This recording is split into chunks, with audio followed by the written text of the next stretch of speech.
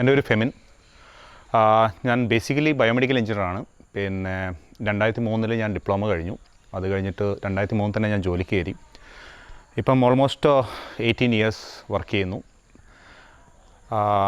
പിന്നെ 2003 എന്ന് പറയുമ്പോൾ ഒരുപാട് കാലം മുമ്പ് നമുക്കിവിടെ വിദേശ കാറുകളൊന്നും അധികം ഇല്ലാത്ത സമയത്ത് തന്നെ നമുക്ക് സ്കോഡയാണ് ഏറ്റവും വലിയൊരു സൂപ്പറായിട്ട് എനിക്ക് തോന്നിയിരുന്നത്. അപ്പോൾ സ്കോഡ കാണുമ്പോൾ തന്നെ എനിക്ക് വല്ലാത്തൊരു ഫീലിംഗ് ആണ്. അത് ഇങ്ങനെ റോഡിലൂടെ പോകുമ്പോൾ കുറേ സമയം നോക്കി നിൽക്കും. അതൊന്ന് സ്പീഡ് കൂടുമ്പോൾ ഒന്ന് പറ്റി നിന്ന് എനിക്കുള്ള ഫീലിംഗ് ആണ്. കാരണം എല്ലാവർക്കും അതുപോലെ ഉണ്ടാവണമെന്ന് ഉറപ്പില്ല. അപ്പോൾ അന്നോട്ട് പിന്നെ ജോലിക്ക് കയറിയപ്പം തൊട്ട് ബൈക്ക് ആഗ്രഹം ഭയങ്കര കൂടുതലാണ്. ചെറുപ്പത്തിൽ 18-ാം വയസ്സിൽ എന്താ പറയുക, നമ്മൾ ലൈസൻസ് എടുത്തതിന് ശേഷം ഒരു വണ്ടി വേണമെന്ന് അങ്ങനെ 18-ാം വയസ്സിൽ ജോലിക്ക് കയറിയപ്പോഴാണ് ഫസ്റ്റ് എൻ്റെ ബൈക്ക് ഞാൻ വാങ്ങിക്കുന്നത്. പൾസർ 150. ആ സമയത്ത് പൾസർ ഇറങ്ങിയ സമയത്താണ്. അപ്പോൾ ഒരുപാട് ഫീച്ചേഴ്സ്, എന്താണ് DTS ആയി, സൈഡ് സ്റ്റാൻഡ് ഇൻഡിക്കേറ്റർ, അങ്ങനെ ഒരുപാട് സാധനങ്ങളുണ്ടായിരുന്നു. അങ്ങനെ അത് വാങ്ങിച്ചു. അതായിരുന്നു എൻ്റെ ഫസ്റ്റ് ബൈക്ക്. അപ്പം ഫസ്റ്റ് ഇനീഷ്യൽ സ്റ്റേജ് എന്ന് പറഞ്ഞാൽ ഭയങ്കര സ്ട്രഗിളിങ് സ്റ്റേജ് ആയിരുന്നു. വീട്ടിൽ നിന്ന് പ്രശ്നങ്ങൾ, ഫിനാൻഷ്യൽ പ്രശ്നങ്ങൾ, ഫാദർ ഗൾഫിൽ നിന്ന് വിട്ട് രോഗം കൊണ്ട് വന്നു. അപ്പോൾ അങ്ങനെ സ്ലോലി ബിൽഡ് ചെയ്യാൻ തുടങ്ങി. അപ്പം ആദ്യത്തെ സമയങ്ങളിൽ എന്ന് പറഞ്ഞു കഴിഞ്ഞാൽ ഈ ബൈക്ക് എടുത്തിട്ട് ഞാൻ മൊത്തം ട്രാവൽ ചെയ്തുകൊണ്ടിരുന്നത്. കാരണം എന്താണെന്ന് വെച്ച് കഴിഞ്ഞാൽ ഒരു കിലോമീറ്റർ ട്രാവൽ ചെയ്ത് ₹1.25 കിട്ടും. ആ സമയത്ത് നിങ്ങൾക്ക് എനിക്ക് ഓർമ്മയില്ല, എനിക്കൊന്ന് 30 rupees പെട്രോളിന്.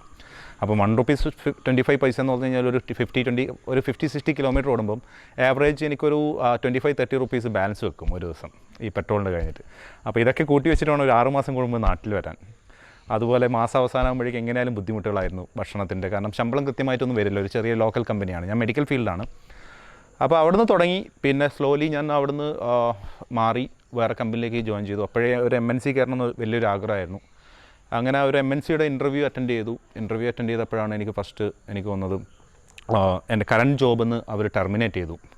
എന്തിനാണെന്ന് വെച്ചാൽ ഇൻ്റർവ്യൂ അറ്റൻഡ് ചെയ്തുകൊണ്ട് മാത്രം. കാരണം ഞാൻ അവിടെ നല്ലൊരു പെർഫോമറായിരുന്നു. അപ്പോൾ ഞാനിത് കാണിച്ചു കൊടുത്തു കഴിഞ്ഞാൽ ബാക്കിയുള്ളവർക്ക് അതൊരു ഇതാവുന്നുള്ള രീതി കൊണ്ട് എന്നെ ടെർമിനേറ്റ് ചെയ്ത് കഴിഞ്ഞാൽ ബാക്കി ആരും മിണ്ടില്ലല്ലോ. അങ്ങനെ ഒരു 2-3 ആഴ്ച പണിയില്ലാതെ നാട്ടിലേക്ക് വന്നു.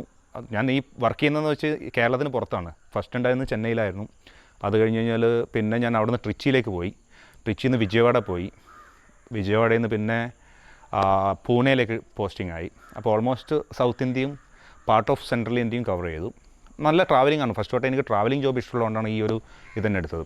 അത് കഴിഞ്ഞിട്ട് ഞാൻ ആ ജോലി ടെർമിനേഷൻ വന്നു.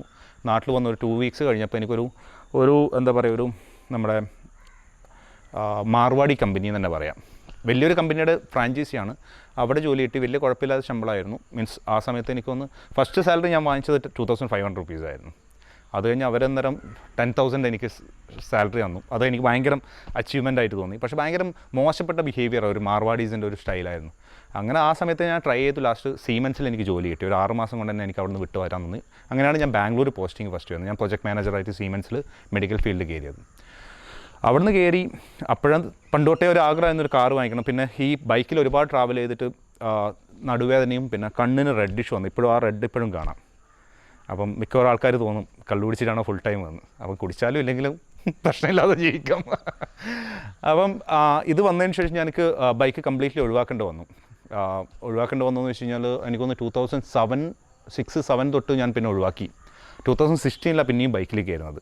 7 ഞാൻ ഫസ്റ്റ് കാറ് എൻ്റെ സാൻഡ്രോ സിംഗ് വാങ്ങിക്കുന്നത്. അപ്പം സീമെൻസിലുള്ളപ്പം ലോണൊക്കെ ഇട്ട് കഷ്ടപ്പെട്ട് മാസാവസാനം അടവൊക്കെ പോകണമെങ്കിൽ വലിയ തട്ടിമുട്ടി പ്രശ്നങ്ങളാണ്. അവിടുന്ന് ഒരു 1.5 വർഷമായപ്പോൾ അവിടെ ഞാൻ ജമ്പ് ചെയ്ത് ഫിലിപ്സിലാണ്. ഓൾമോസ്റ്റ് ഡബിൾ പാക്കേജിൽ എനിക്ക് കയറാൻ പറ്റി. അവിടെ കയറിയപ്പോഴാണ് ഞാൻ മിക്കവാറും നമുക്കറിയാമല്ലോ, നമ്മൾ റോഡിലിറങ്ങി കഴിഞ്ഞാൽ പല വണ്ടികൾ കാണുമ്പോൾ അതിനെ തന്നെ നോക്കി നിൽക്കും, അതിൻ്റെ ഫീച്ചേഴ്സ് എന്താണ്.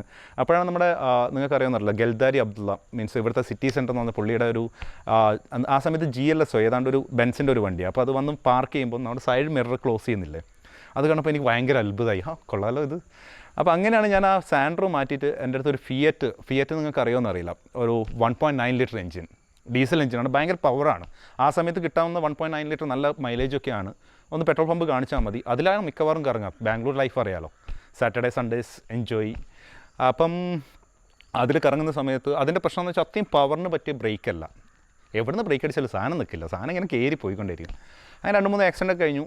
അത് കഴിഞ്ഞിട്ടാണ് ബാംഗ്ലൂർ ലൈഫ് പറയുകയാണെങ്കിൽ ഭയങ്കര ഇതായിരുന്നു. ഞാൻ നിങ്ങൾക്ക് ഡയമണ്ട് നെക്ലേസ് സിനിമയുടെ ഒരു കോപ്പിയായിരുന്നു ഞാൻ. കാരണം അവിടെ എത്തി MNCക്ക് ജോലി കിട്ടിയപ്പോൾ ഉള്ള പ്രശ്നങ്ങളല്ല, ഒരുപാട് ക്രെഡിറ്റ് കാർഡ് ഉണ്ടല്ലോ, നിങ്ങളിപ്പം വിളിക്കുന്നുണ്ടാവും. അപ്പം അവർ വിളിച്ചു, ഒരുപാട് കാർഡ് തന്നു. ഓൾമോസ്റ്റ് 6-7 ലക്ഷം ഞാൻ കടക്കാരനായി. അവിടുന്ന് പിന്നെ സ്ലോലി ഓരോന്നോരോന്ന് സെറ്റിൽ ചെയ്തിട്ട് വന്നതാണ്. അപ്പം ഫിലിപ്സിൽ കയറി ഓൾമോസ്റ്റ് സെറ്റിൽ ചെയ്യാൻ തുടങ്ങി. നല്ല പാക്കേജ് ആയിരുന്നു അവിടെ. പിന്നെ എല്ലാ വർഷവും നല്ലൊരു ഇൻക്രിമെൻറ്റ് കിട്ടിയിരുന്നു.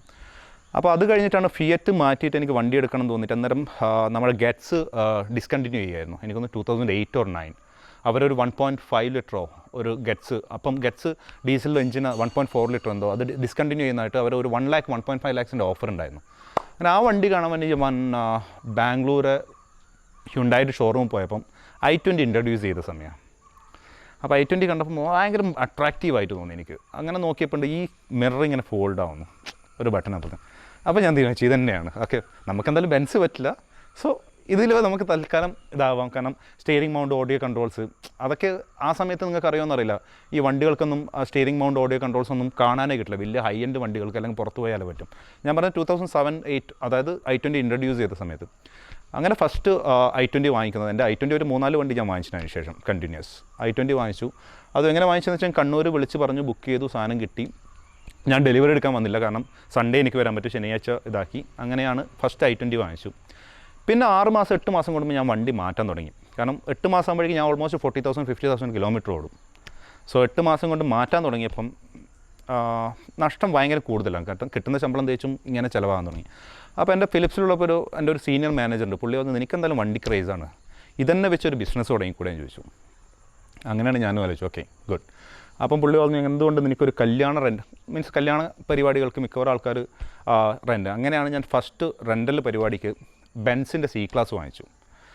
അത് വലിയൊരു എന്താ പറയുക, അത് നല്ല മൂവാണോ മോശം മൂവാണോ എന്ന് ഇപ്പോഴും എനിക്ക് മനസ്സിലായി. കാരണം ഫസ്റ്റ് തന്നെ അത്രയും വലിയൊരു ഇതിലേക്ക് ചാടുക എന്ന് പറഞ്ഞു കഴിഞ്ഞാൽ എങ്ങനെ കണക്കൂട്ടി കഴിഞ്ഞാൽ ശമ്പളത്തിനേക്കാളും കൂടുതൽ EMI ഉണ്ട്. സോ ഒരുവിധം വാങ്ങിച്ചു, ഒരു ആഗ്രഹം ബെൻസ് ഉണ്ടല്ലോ വാങ്ങിച്ചു.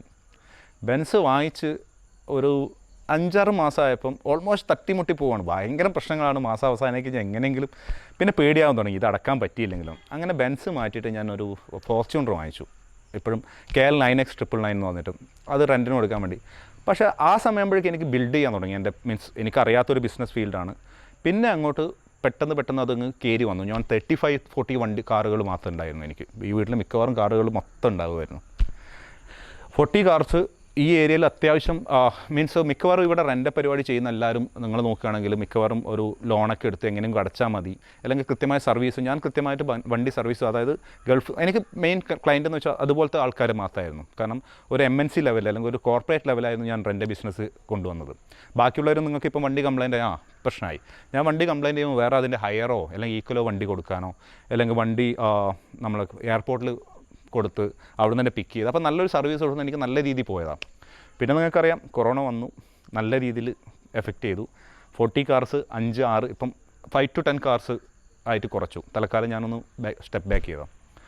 അപ്പോൾ അവിടുന്ന് ഇങ്ങനെ ആക്ച്വലി ഞാൻ 0 എന്നാണ് തുടങ്ങിയത്. നിങ്ങൾക്ക് ലിറ്ററലി 0 എന്ന് മിക്കവാറും മാസം അവസാനം ഞാൻ പറഞ്ഞില്ല, ഫസ്റ്റ് കമ്പനിയിൽ ഭക്ഷണം കഴിക്കാൻ പോലും കാശുണ്ടാവാതെ ഇവിടുന്ന് ഓടിപ്പോയതാണ്. സോ എനിക്ക് തോന്നുന്നില്ല അങ്ങനെ ശരിക്കും വർക്കൗട്ട് ചെയ്ത്, അല്ലെങ്കിൽ നമുക്കൊരു ഡ്രീം ഉണ്ടെങ്കിൽ അച്ചീവ് ചെയ്യാൻ പറ്റും. പിന്നെ ആ കാറിൻ്റെ ഇങ്ങനെ വന്നു. അത് കഴിഞ്ഞ് പിന്നെ ഓരോ ചെറിയ എനിക്കിഷ്ടപ്പെട്ട ഫീൽഡ് ഞാൻ ഒരിക്കലും ചെയ്യാറും. എനിക്ക് സന്തോഷം തരുന്ന ഫീൽഡ് കാറുകൾ, വണ്ടികൾ, ഫുഡ് എനിക്ക് ഭയങ്കര ഇഷ്ടമുള്ളൊരു ഫീൽഡാണ്. അങ്ങനെ ഫുഡ് ട്രക്ക് തുടങ്ങി. എനിക്ക് ഹോസ്പിറ്റാലിറ്റി ഭയങ്കര ഇഷ്ടമാണ്. അപ്പം ഹോസ്പിറ്റാലിറ്റി ഭയങ്കര ഇഷ്ടമാണ്. ഞാനൊരു ഹോം സ്റ്റേ പഴയങ്ങാടി സ്റ്റാർട്ട് ചെയ്തു. പിന്നെ അങ്ങനെ 2016-17 ആകുമ്പം മൈൻഡിൽ എപ്പോഴും ഉണ്ട് എനിക്കൊരു സൂപ്പർ ബൈക്ക് വേണമെന്ന്. അങ്ങനെയാണ് ഞാൻ ഹാർലി ഡേവിഡ്സൻ്റെ 883 അയൺ 883 നിങ്ങൾക്ക് അറിയുമെന്നറിയില്ല, അതെടുത്ത് ഓടിക്കാൻ തുടങ്ങിയപ്പോൾ എനിക്ക് മനസ്സിലായതും സൂപ്പർ ബൈക്ക് ഇങ്ങനെയാണ്. നിങ്ങൾക്കും അറിയില്ല, മീൻസ് പൊതുവേ സൂപ്പർ ബൈക്ക് എന്താണെന്ന് എനിക്കും അറിയില്ല. നമ്മളെടുത്തത് എന്താ പൾസർ 150, പാഷൻ, സ്പ്ലെൻഡർ ആ രീതിയിലാണ്. കാരണം നമുക്ക് വേറെ ആരും ഇല്ല ഫ്രണ്ട്സ് സൂപ്പർ ബൈക്ക് ഓടിച്ച് നോക്കാൻ. അതെടുത്തപ്പോൾ എനിക്കൊരു കംഫർട്ടേ ഇല്ല. കാരണം ഫസ്റ്റ് ടൈം ഞാൻ ഇവിടുന്ന് എനിക്കൊന്ന് കാലിക്കറ്റിലേക്കൊന്ന് പോകണമെന്ന് വെച്ച് എന്തോ ഒരു ആവശ്യം ഉണ്ടായിരുന്നു. വടകര എത്തിയപ്പം ചൂടുകൊണ്ട് ഞാൻ തീരുമാനിച്ചു, അവിടെ വെച്ചു, റെയിൽവേ സ്റ്റേഷനിൽ വെച്ച് വണ്ടി പോയി. ഏറ്റവും വലിയ കോമഡി എന്ന് വെച്ചാൽ നമ്മളിപ്പം സൂപ്പർ ബൈക്കൊക്കെ എടുത്ത് പോകുമ്പോൾ കുറച്ച് പമ്പിളറൊക്കെ നോക്കണം. അപ്പോൾ നമ്മൾ നല്ല സിഗ്നലിൽ വന്ന് നിൽക്കുമ്പോൾ നിങ്ങൾക്കറിയാം ഹാർലിയൊക്കെ എടുത്ത് നിൽക്കുമ്പോണ്ടല്ലോ സൈഡിൽ നിന്ന് പമ്പിളറൊക്കെ നോക്കുമ്പോൾ നമുക്കറിയാം അടിയിൽ നിന്ന് വരുന്ന ചൂട് ബോളടക്കം വെന്തുകൊണ്ടിരിക്കും. അപ്പോൾ അയ്യോ പറ്റില്ല, ഇതെന്നെ പിടിച്ച് നിൽക്കണം. അങ്ങനെ ഞാൻ അവിടെ വണ്ടി ഇട്ടിട്ട് പോയി. പിന്നെ എനിക്കൊന്ന് ഒരു ഓൾമോസ്റ്റ് 1 year ഞാൻ വണ്ടി യൂസ് ചെയ്യാതെ, വണ്ടി ഇവിടെ തന്നെ ഉണ്ടായി, യൂസ് ചെയ്യാതെ വെച്ചു. പിന്നെ ഞാനൊരിക്കൽ ഹാർലിയുടെ ഷോറൂം കൊച്ചി പോയപ്പോൾ അവർ പറഞ്ഞു അത് ആ വണ്ടി അങ്ങനെ ഡിസൈൻ ചെയ്തതാണ്, ഇവിടെ നിങ്ങൾക്ക് ഫാറ്റ് ബോയ് ഉണ്ട് അല്ലെങ്കിൽ ഫാറ്റ് ബോബ് ഓടിച്ച് നോക്കുന്നു. അത് ഓടിച്ചപ്പോൾ വലിയ എനിക്ക് കംഫർട്ടായിട്ട് തോന്നിയില്ല. നേരെ കുറച്ച് ഇപ്പം ട്രയംഫിൻ്റെ ഷോറൂം ഉണ്ടായിരുന്നു. ഞാൻ എന്തായാലും നമുക്ക് ഏത് വണ്ടി ഷോറൂം ഉണ്ടെങ്കിലും ഞങ്ങൾ കയറി മൊത്തം ഡീറ്റെയിൽസ് എടുക്കുന്നൊരു പൊതുവേ വണ്ടി ഭ്രാന്തന്മാർക്കുള്ള മെയിൻ ഹോബിയാണ് വണ്ടി ഷോറൂം. കാരണം ഡ്രസ്സിന് ഇഷ്ടപ്പെടുന്ന ഒരു വിൻഡോ ഷോപ്പിംഗ് നടത്തുന്ന പോലെ നമ്മൾ കയറി അതിനെപ്പറ്റി ചോദിക്കുക, കാര്യങ്ങൾ പറയാം. അത് കഴിഞ്ഞിട്ട് അവിടെ കയറിയപ്പം അവർ പറഞ്ഞു, സാർ ആ വണ്ടി ഡിസൈൻ എങ്ങനെ, നിങ്ങളുടെ തണ്ടർബേർഡ് സ്റ്റോം എന്ന് പറഞ്ഞൊരു വണ്ടിയുണ്ട്, അതൊന്ന് ഓടിച്ച് നോക്ക്, നിങ്ങൾക്ക് ഇഷ്ടപ്പെടുന്നു പറഞ്ഞു. ഞാനത് ഓടിച്ചു. ഹീറ്റില്ല, ഒന്നുമില്ല, നല്ലൊരു സോഫയിലിരിക്കുന്ന പോലെ കണ്ടിട്ട് ഞാൻ വിത്തിൻ 1 വീക്ക് ആ വണ്ടി വാങ്ങിച്ചു. അതിലിങ്ങനെ ഓടി ഓൾമോസ്റ്റ് 35,000 കിലോമീറ്റർ ഞാനൊരു 1 ഇയറിൽ ഓടി. അതിനിടയിലായിരുന്നു ഫസ്റ്റ് ഒരു റൈഡിന്, ഗ്രൂപ്പ് റൈഡിന് ഞാനങ്ങനെ പടപ്പിച്ച് പോകും. ആർക്കും എന്നെ പിടിക്കാനില്ല. 1700 cc ഗുഡ് ബൈക്ക്. കുണ്ടും കുഴിയും വരുമ്പോൾ ഒരു ബും എന്ന് വന്നിട്ട് ഇതെന്താ സംഭവം. പിന്നെ മനസ്സിലായി ടൈഗറാണ് സാധനം പോകുന്നതെന്ന്. അപ്പോൾ അവർക്ക് കുണ്ടില്ല, കുഴിയില്ല, പ്രശ്നമില്ല, ഒന്നുമില്ല. ഇത് 3 പ്രാവശ്യം കഴിഞ്ഞപ്പോൾ ഞാൻ തീരുമാനിച്ചു ഒരു ടൈഗർ വാങ്ങിക്കണം, വേറെ ഓപ്ഷനില്ല. അങ്ങനെയാണ് എൻ്റെ ഫസ്റ്റ് ടൈഗർ. നമ്മളെ ഡോക്ടർ ഫഹദിനെ നിങ്ങൾക്ക് അറിയുമായിരിക്കും മിക്കവർക്കും, കാരണം ഓഫ് റോഡ് ചെയ്യുന്ന ഞങ്ങളും കണ്ണൂർ ഓഫ് റോഡിങ് ക്ലബ്ബിൽ ഞാനും മെമ്പറാണ്. അങ്ങനെ ഫഹദിൻ്റെ അടുത്ത് first tiger, blue tiger K11 BC 4400 അങ്ങനെ ഏതാണ്ട് ഒരു നമ്പറിൽ അത് വാങ്ങിച്ചു.